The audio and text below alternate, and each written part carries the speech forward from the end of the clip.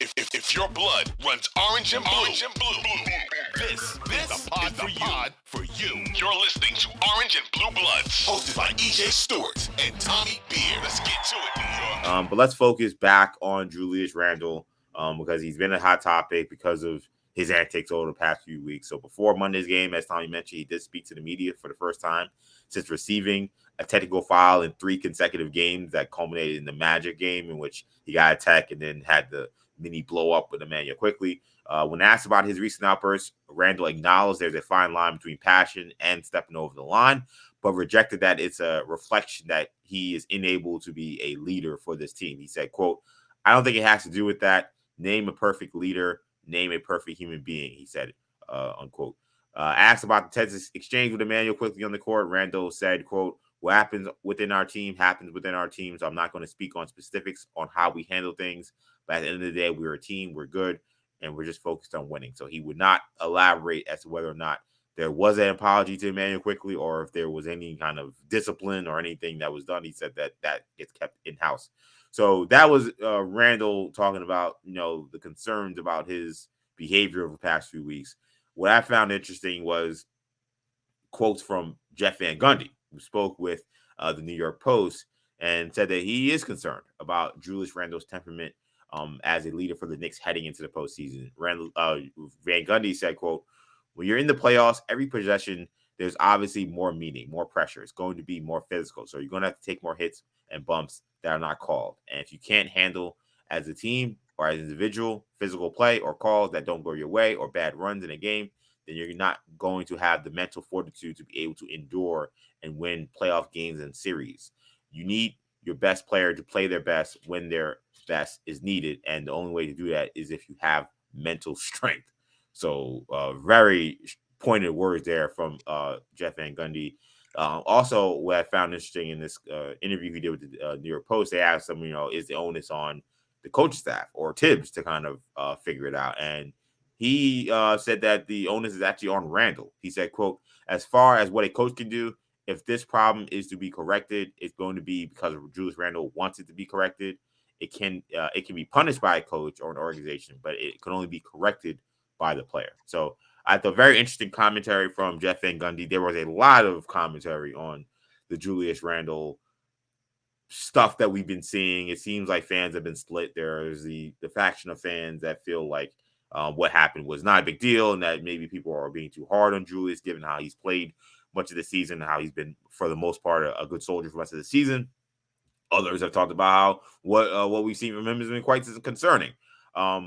Are you convinced that Julius Randle is back on track given what you heard from him before the game on Monday? So there's a lot to unpack there. First, let me maybe I'll go in reverse order. The fan commentary, a very reasonable take to say, listen, it doesn't matter. These guys are temperamental. IQ's a grown man. We've all been on teams before. Some guys are ornery and get angry in the heat of the moment, but then they'll go out for beers afterward, or have a barbecue, and everything's all good, and that's cool. The one thing, when fans try to compare, they're posting clips of Patrick Ewing yelling at teammates or comparing him to Kobe Bryant and Draymond. Insane. Please don't put Randle in the same conversation. When he wins a defensive player of the year and a couple rings like Draymond, or if he's ever half the player that Kobe was, and don't ever compare or Julius Randle to Patrick Ewing. That's you show that you're not familiar with Knicks history. There's that. So as far as Van Gundy's comments, we talked about this previously, and it was my contention then, and I believe it again now, that Van Gundy's kind of a mouthpiece for Tibbs. The things Tibbs wants to say publicly, Van Gundy's very happy to voice those concerns. Kind of a roundabout way to let Randle know that this is not acceptable. In ways that Tibbs either doesn't feel comfortable or is calculated that he doesn't that it doesn't make sense. The one issue I had with Van Gundy when he says, as far as what a coach can do, if the problem's to be corrected, it's going to have to be Julius Randle who wants to get it corrected. I don't disagree with that necessarily. Right. But that being said, sometimes a player or person has to be incentivized change their behavior. Right. When my son and my daughter argue over, something at dinner, or they tease one another, they're not going to stop until I say, usually until I say, you guys are going to have to go to bed early if you don't cut it out. If Yeah. left to their own devices, they would, they would push and, and nudge each other all day long. Sometimes a person has to be, shown that there are consequences to actions. And at some point you'd feel, I think a lot of fans would feel comfortable if you would prefer that if Tibbs took Randle to task, because we've seen what ignoring it does. It didn't work in year Yeah. one. It hasn't worked in year two. So let's try some different options here. Maybe calling him out of the carpet, maybe taking away his playing time, maybe benching him for a quarter or half, whatever the case might be. So that's kind of all that's there. Again, it's not the biggest deal in the world. But he's talked about the things that contribute to winning. Again, the Knicks have a very small margin for error. They don't have Giannis. They don't have Jokic. They don't have Kevin Durant. They have a collection of very good players that complement each other well, a roster that's structured successfully and correctly.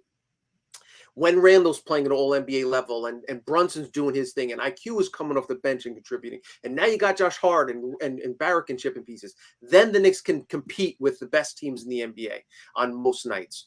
Again, but if they don't, then they have the chance to get blown out, and they're not as competitive again because they don't have that superstar to take over games in the fourth quarter and keep them close. So for those reasons, you want Randle to get as close to on the same page as possible. You don't want him to completely, you don't want him to turn the switch off. And part of the reason he's great, part of the reason he's going to make All NBA is because he's a force to be reckoned with when he puts his head down, it gets angry, and sledgehammers people under the basket.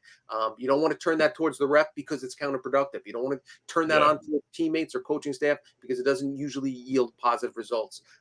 So again, there's that fine line there. Randle's talked about himself. I don't need him to issue a public apology to IQ, but just do the right thing next time. Yeah. Well, I will say I think that your point about perhaps JVG speaking to Tibbs, I've been skeptical of it. I'm starting to be more of a believer. Because now it seems like he's fine. JVG seems to find the camera or the microphone when Julius Randle's having issues to speak his mind about it. So that definitely could be the case. I agree. I think what some of the fans are missing when we say, well, what about these other great players and leaders who were not perfect? Michael Jordan's been mentioned.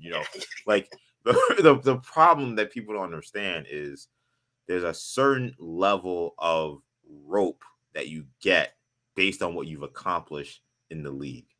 And one of my favorite quotes about leadership came from Michael Jordan in The Last Dance, when he said, like, you could say I was an a-hole, you could say I was whatever, but the one thing you can never say is that Michael Jordan didn't do something that he's asking you to do. Like, whatever thing I'm going crazy about, whatever, like, I'm doing the same thing.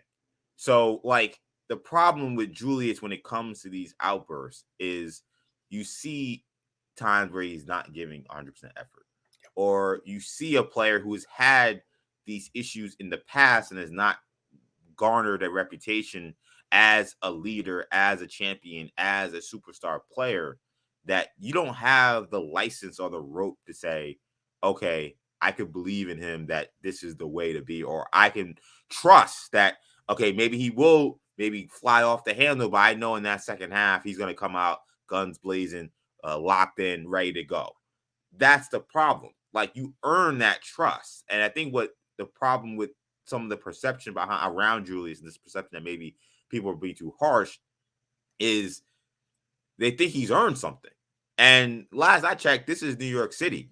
You earn your reputation, you earn your name in the playoffs, in the postseason. Do you win playoff games? Do you win playoff series? Do you win championships? That's what we care about. I mean, people mentioning, well, he had 57 points a couple weeks ago. That was a loss. Who cares if he had 57 points in a loss? He lost to one of the worst teams in the league. I don't, and with Jalen Brunson out there, I don't care that you had 57 points. And now if you're hurting the team the next game, you're hurting the team the next game. It doesn't matter. So, and the other thing I can't stand about this commentary with Julie sometimes is it's like, oh, well, you're pushing an agenda or you're a hater. It's like, we got to get out of this thing now where if you're criticizing an athlete, you're pushing an agenda or you're hating. Like, Julius Randle is an important piece to the New York Knicks. Anybody who's rooting for the New York Knicks who is concerned about Julius Randle is because they're concerned about the Knicks. So Julius Randle having these incidents we've seen doesn't do well for them. Like I've seen Draymond Green get thrown out of games, get suspended, and do whatever. But guess what? He's able to bounce back. The team's able to bounce back, and they're able to go out and win championships, win playoff games, win playoff series. They're able to overcome that. And in fact, when they couldn't, he's the one that says it was me being out of control against Cleveland in Game 5 that cost us an NBA championship. And that's the other part of it. Julius has these incidents, and then we can't find him. We got to put an APB out there or put him on a milk cart and say, where is this guy? We don't hear from him for a week. Like, that can't be. You cannot say you're a leader, and then when the stuff gets hot in the kitchen, you're nowhere to be found. So, and I understand that there's frustration, there's anger. You don't want to go out there and say something stupid because you're angry. We get that. You saw RJ do it earlier where he didn't talk to the press after a bad game. We got benched, and that was fine. But the problem with Julius is that it's a pattern. So when you see a pattern happening, it's important for us to address it and say, oh, this is something that's continuing to go on. Like, how can a Knicks be a viable team, a team that now has real expectations, if one of your best players is so unfocused at times where he needs to be laser focused? And that's all we're asking from Julius. 100%. And two things. One, on the fan, hater thing. I'm happy you brought that up too, because in my comments and Twitter mentions people, you don't like Julius. It's clear now that you just don't like. I've never went to dinner with Julius Randle. I don't know if he's a good father. I don't know if he's a good husband. I don't know if he's cool to play pool with. Like I haven't watched movies with him. I don't know Julius Randle. When he does things that don't help the Knicks, I write about it. When he does things that help the Knicks, I write about it. When he's playing well enough that he should force his way onto the NBA team, the All NBA team, I write about it. When he gets 3 technicals in 3 consecutive games and has blow-ups that impact the emotional fabric of the team, I write about it. It has nothing to do with how I feel about the individual personally. I think, like, in the social media realm, people get too confused about whether you like somebody or you dislike somebody. It has nothing to do with that. So that's that point. And yes, the earning the reputation. We know we have 3 years worth of data now. When he's playing well and focused on the right things and smiling and kind of seemingly in a good mental space, the Knicks win. When things are they win big. When things aren't, and he's getting technicals and he's angry and he's pouting and he's ignoring the media, the Knicks tend not to do as well. There's not a 1-to-1 correlation, but there's a pretty good direct correlation between the vibes around the team and motion and Randle individually and the success. So all that's wrapped into it. So we can't ignore it when we see it. It has to be acknowledged, as Van Gundy talked about. The pressure's only going to get ramped up. And again, to your point, this is New York.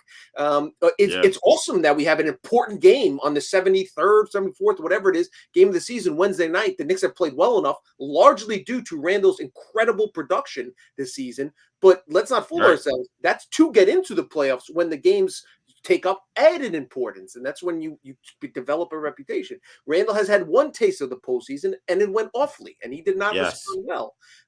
Let's see how he does in his second taste. Hopefully they get there, as they should. And the other thing was just quickly about kind of earning the thing, and I hate to sound like an old, I'm in my 40s now. The constant complaining after every call, and it's not just by the good players on the team; it's by every player. And Spencer Dinwiddie, if you watch Nets games, literally. I mean, Jabari Smith last night as a rookie is going after the refs. He got teed up. 19-year-old Jabari Smith. I mean, you see it on the college level. Every call is stunned. I think one of the reasons if I had to vote, I'd vote for Jokic is because he doesn't complain that much on calls. And Luka Doncic. All this stuff trickles down. You mentioned Jabari Smith. The AAU kids see it. The college kids see it. We can talk about it over the summer, but the NBA has to nip this thing in the bud where every player. Listen, it used to be, and I heard NBA radio. I sold Mazzola and Scalabrini talking about this yesterday morning, was Jordan and Pippen and Phil Jackson can complain at the refs. Everybody else shut up. Like yeah. BJ Armstrong and even Horace Grant, those guys don't have they can't get away with confronting the ref. If you're one of the best players in the team, one of the best players in the sport, you get a little extra rope and you can make a tantrum and then you get back on defense. But that's something for another day. But yeah, to your point, Randle hasn't earned the ability to curse out teammates and go tantrums and ignore media for days at a time. Yeah, because at the end of the day, they don't know if like him doing that is going to result in anything good. In fact, it's only resulted in bad things. That's what's so crazy about this conversation is that like it'd be different if I said, "Oh, Randle got thrown out of a game. The next game he had 50." I was like, "All right, there's a clear evidence that like again, like Draymond Green, like you just know that you kind of just have to let that guy loose a little bit. Like I think Curry even lets him go a little too far, but you just know that that's the only way to get the most out of him is to kind of let him kind of go off. Or you'll see with coaches sometimes they'll get a technical to ramp on purpose. With Randle, it works in the opposite. He doesn't get the tech and then cool down. He just escalates and escalates. Yeah, and escalates. Right, because he doesn't have control of his emotions in those times. Or where again there are guys or coaches or Draymond Green said himself when he did that thing against Dylan Brooks. He was like, I get technical fouls when I want to get technical fouls. Like with Randle, you see that there is like a clear, something that snaps in his head. It's not calculated where he thinks like, he loses it. Yeah, it's like he loses it and then he stays focused on it and he can't move on from it. And he can't because then the game will end. And how many times you see him be the last guy to leave the court because he's following the refs into the locker room. Like, so look, Randle, I thought last night, better game than we've seen from him. Offensively, I thought he was really good. Didn't do anything rebounding. I didn't think his defense was that great. Nobody's defense was that great in the first half, so I'm not going to necessarily pick on him. This Wednesday game against the Heat will be huge to see kind of where he's at. This is a team that he's had success against this season. Let's see where he's at in this big game. So let's talk about that.